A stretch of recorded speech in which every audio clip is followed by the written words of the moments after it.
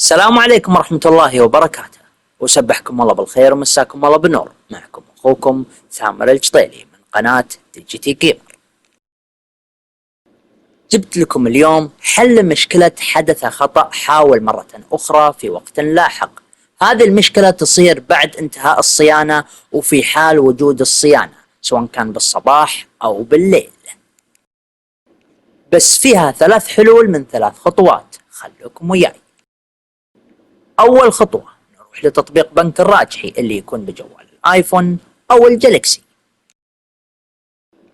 أول ما نخش على قائمة تسجيل الدخول نروح لكلمة لقد نسيت كلمة المرور ونضغط عليها، ما نحط البيانات حقتنا. هذا هو أول حل. بعد ما ضغطنا الخيار الأزرق اللي هو نسيت كلمة المرور، بيجينا هذا الخيار بهذا الشكل، وهو أنكم تحطون رقم الإقامة أو الهوية الوطنية. حطوا رقم الإقامة أو الهوية الوطنية اللي تمتلكونها. بعد ما نحط رقم الإقامة أو الأحوال المدنية بتجينا بطايق بهالشكل، كل بطاقة عليها رقم من 4 أرقام.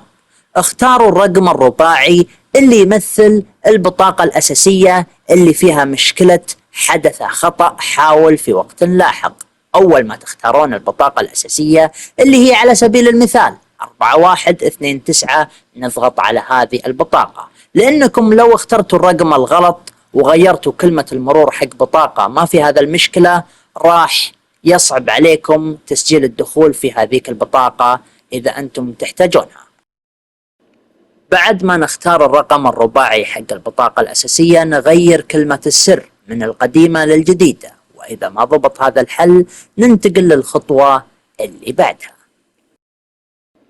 في الخطوة الثانية نروح لخيار الضبط أو الإعدادات الموجود في كل من الآيفون والجالكسي.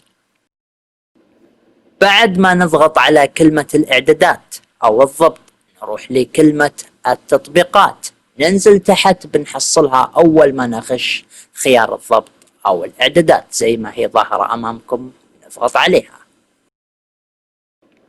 بعد ما ندور كلمة التطبيقات ونضغط عليها نروح لكلمة الراجحي بنك اللي بالإنجليزي ونضغط على خيار التطبيق. بعد ما ضغطنا على التطبيق راح نشوف معلومات التطبيق وهي كالتالي: الضبط كتطبيق افتراضي، هذه نتركها. بيانات الهاتف المحمول نتركها. البطارية نتركها. نروح للخيار الأخير اللي هو مكان التخزين ونضغط عليه. بعدين بتجيكم هذه الخيارات كذا، نختار على خيار اسمه مسح التخزين المؤقت اللي راح يكون عندكم بالزاوية تحت على ايدكم اليسار. وهذا شكل الخيار للتوضيح. إذا ضغطنا على مسح التخزين المؤقت فاللي راح يمحي هي بيانات تسجيل الدخول مثل اسم المستخدم وكلمة المرور. طيب وش العلم؟ هل إذا سوينا هذا الشيء ما نقدر نخش على حسابنا؟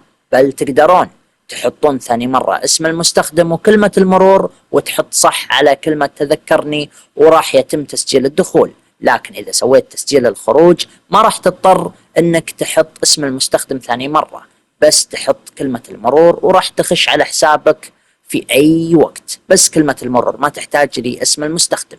لكن انتبهوا إنكم تحطون أو تضغطون على الخيار اللي على إيدكم اليمين اللي هو مسح البيانات، واللي هو يمحي كل بيانات التطبيق وكأنك ما سويت حساب في تطبيق بنك الراجحي. فانتبهوا تسوون هذا الخيار اللي على جهة اليمين، حطوا خيار مسح التخزين المؤقت فقط. تمام. ننتقل للي بعده.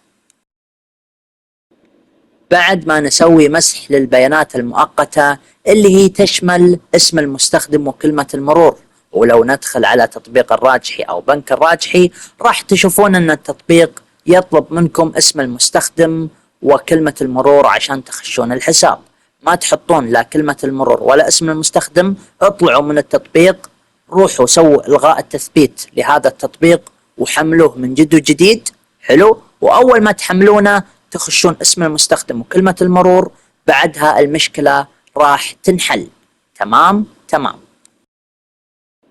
من بعد ما حذفنا التطبيق ورجعنا حملنا التطبيق ثاني مرة ودخلنا الايميل او اسم المستخدم وكلمة المرور، وحطينا صح على كلمة تذكرني وطلعت لنا نفس المشكلة. ايش نسوي اخوي ثامر؟ طبعا تطلعون من التطبيق وتنتظرون ساعة الى ساعتين، او انكم يعني تحاولون في تسجيل الدخول اليوم الثاني، وراح تزين معكم الامور ولا كأن في مشكلة حدث خطأ ولا هم من يحزنون وبس. لأن أنا جربت الطريقة الثانية اللي هي خطوة رقم 2 وسويت حذف للتطبيق بعد مسح البيانات المؤقتة وضبطت معي. سويت أول مرة تسجيل الدخول، بعدين انتظرت 4 ساعات 5 ساعات وسويت تسجيل الدخول، والحمد لله ضبط معي، أطلع وأدخل ولا في أي مشكلة من حدث خطأ وبس. كذا نكون وصلنا لنهاية المقطع. لا تنسون اللايك والكومنت ونشر المقطع اللي يحب يستفيد والاشتراك بالقناة، واعتذر على الإطالة. صلى الله وبارك وفي أمان الله. أشوفكم على خير. باي.